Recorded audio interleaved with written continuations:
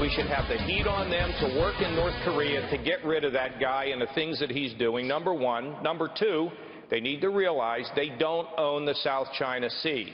And I will compliment the administration for sending some carrier battle group into the South China Sea. And thirdly, when it comes to the issue of cyber attacks, we're going to have to beef up the cyber command.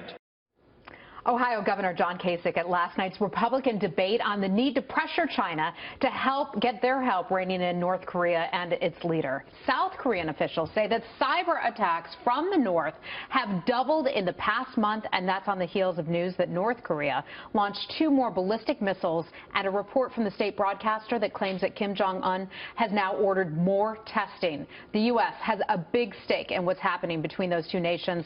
There are roughly 30,000 American servicemen and women stationed in South Korea. Let's check in with our Benjamin Hall, who has the latest live from our London bureau. Benjamin, hello. A lot going on in that region. Yeah, that's right, Heather. You mentioned China just there. Well, it's very significant that just today, China and Russia were both weighing in on this issue of North Korea, but warning not only North Korea, also the U.S.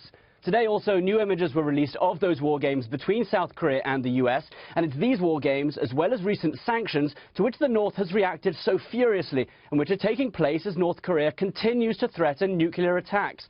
Meeting in Moscow today, the Russian and Chinese foreign ministers told North Korea that its nuclear ambitions were unacceptable, and they urged Pyongyang to resume nuclear talks.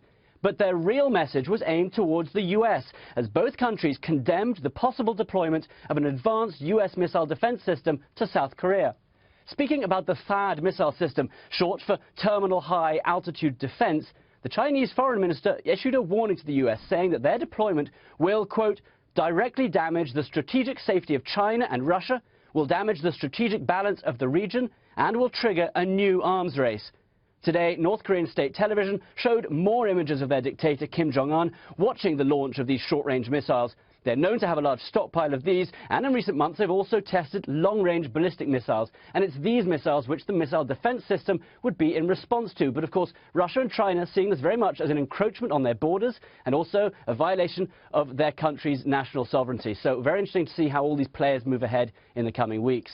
Heather. All right, Benjamin in London. Benjamin, thanks so much.